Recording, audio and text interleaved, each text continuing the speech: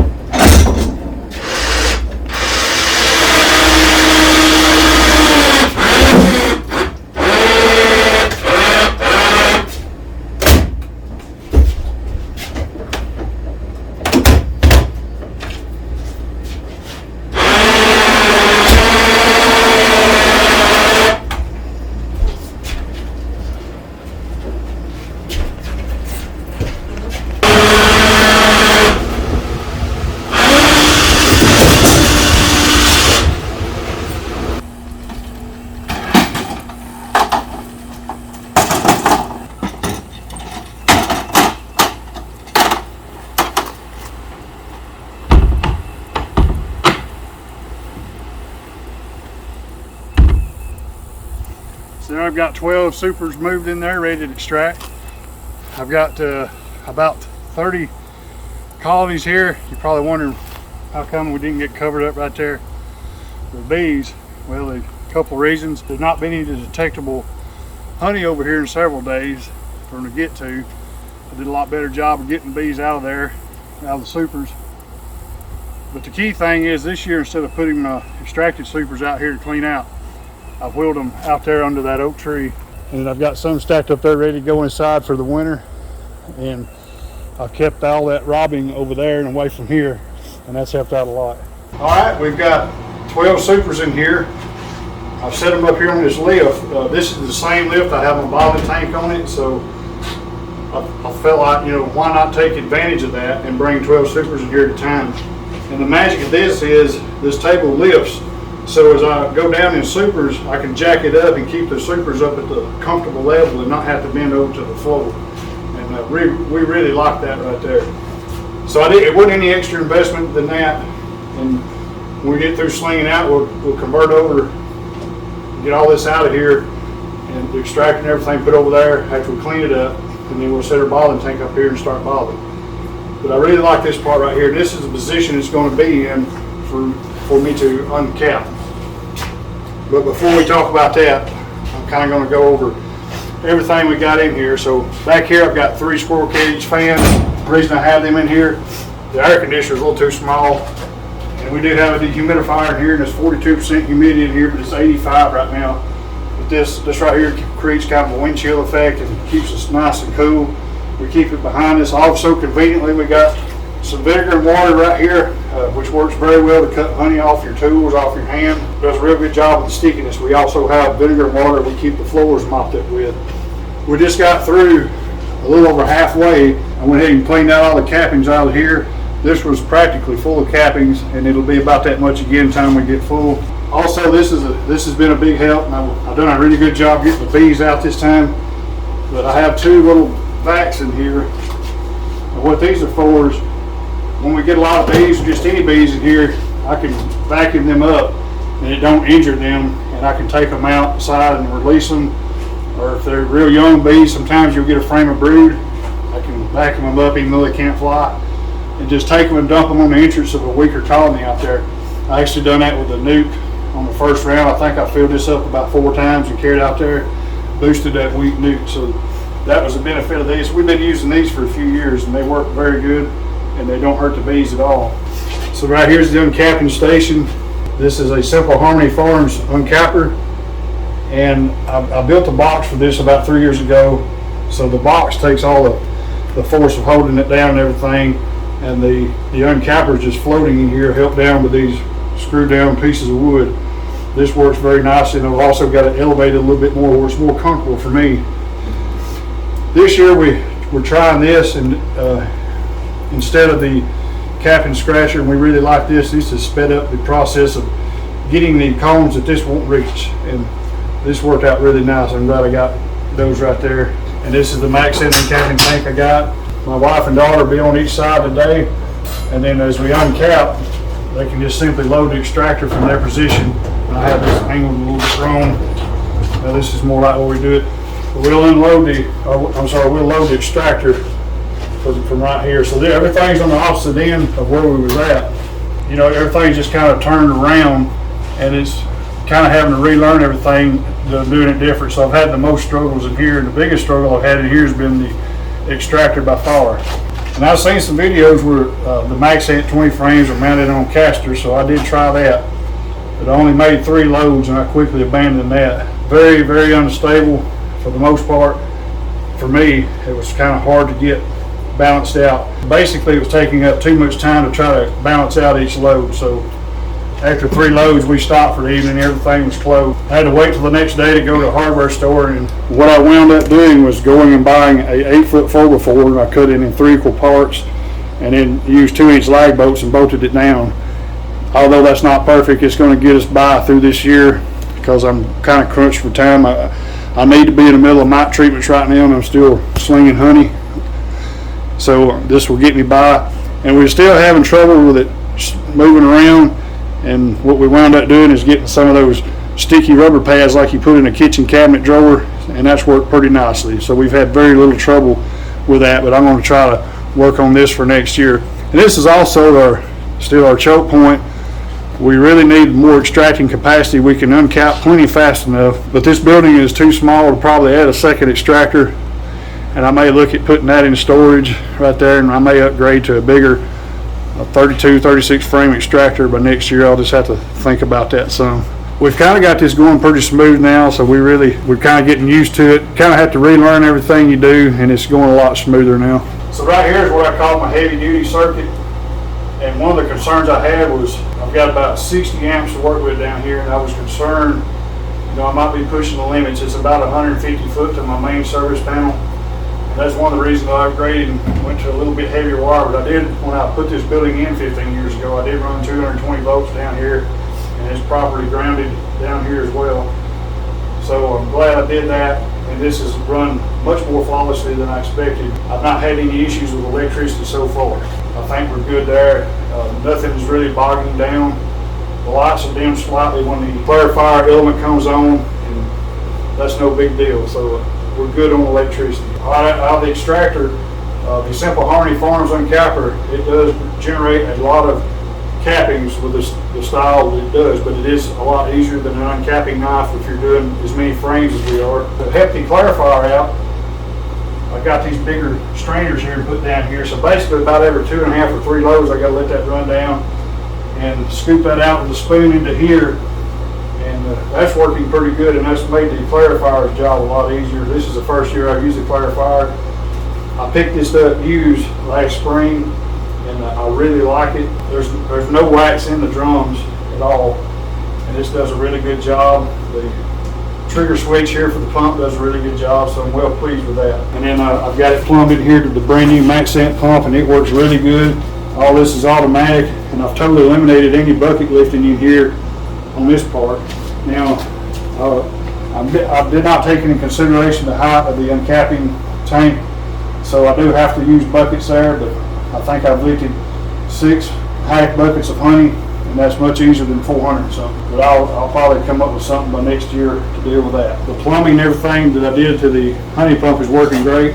And so far, after the 109 supers, I've got 4 drums. They're not totally full. I stopped about 5 or 6 inches from the top, so they've probably got about 48 gallon in each one. And this drum right here is about half full. So I've got probably 220 gallon of honey roughly so far. I just simply got to make sure this hose don't come out, and this works really good. I drilled a hole in this piece of wood, and I just use a clamp and I just bolt it on there, so that works really good. And I keep the lid on here to help keep any. I've only had 1 or 2 bees find their way in there, so the honey is much cleaner at this point. So after we sling the supers, and I've got 3 places here to stack up the empty supers, we use 2 of these for the drone combs, and then the upholstery drone ones we'll put over here. So I go ahead and sort those out in here. Now I can go ahead and do 2 runs of 12 before I have to take these out. So I'll stack these way up to here. Kind of completes the cycle. With these drip pans, the floor, I mean, it's not as perfect. You're still going to have a little honey spillage, but it's much better than last year. We don't have near as much honey on the floor, so I'm well pleased with the results of that. So that part's been easier. This pull here, no bees in here, it's going to be a lot easier to uncap, and I feel pretty good about what we're going to get to do today. So once this gets full and we get the 24 supers run, I'll set the ramps back up like you saw me bring them in, and then I'll use my hive lifter and take those out, set them on the ground right outside, and then I'll take them over there to under the oak tree, about 8 or 10 at a time, I think, to where I can haul, and just set them down over there. And that's worked real good. It's definitely a whole lot easier in terms of lifting, for sure. I mean, it's still a lot of work, but it's much easier. So we're fixing to get started. We're set up, ready to go. This honey is plenty warm. I just took it out of the 100-degree building, so these should sling out really good. All right, I want to introduce y'all to my wife and daughter. This is my wife, Donna, and this is my youngest daughter, Kara, my oldest daughter, who used to help me in here years ago. She's an adult now, and she's moved on and living her life and career. But we're going to tackle these supers and get started. And I just want to introduce them to y'all, and let's see how this goes. In the past, we've always used the hive tool to clean these tops off, but this year I bought some of these scrapers. They're actually designed to scrape, I guess, a floor with. You can attach a broom handle on the other end. I got them at Walmart, but you can scrape 2 frames at a time with that, but it works really good. It seems like it's easier on your hands than a hive tool.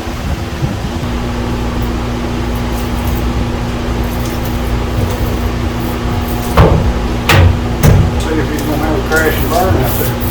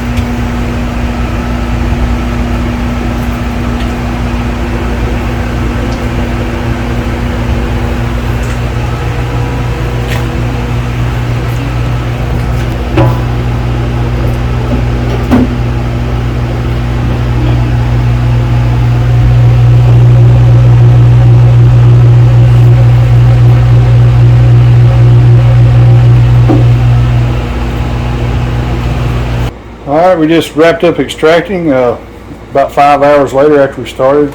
We did take a dinner break during that time, but there's where the clarifiers left off. Still a good amount of honey. We got a little bit more than a drum of honey out of those 38 supers. So now we've got 6 full drums, and there's probably maybe about 10 gallon in here, somewhere 8-10 gallons. So pretty good. So that puts us right at, there's probably going to be about 48 gallon in each one of those drums. So that should put us, with all this together, we should be right at 300 gallons. So that's going to leave, I got one more pull, that's going to leave about 40 mediums. I don't expect all of them to be full. They're the ones right above the queen excluder.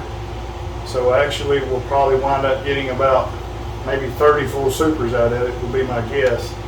And that's if we're lucky. And I've got 4 deeps that's going to be pretty full to swing out. So we already got at least 300 gallon in here, so we'll probably get close to about 50 more. Well, I hope you enjoyed this demonstration of my honey extracting house. Appreciate you joining us, and once again, this is my daughter. I'm Kara.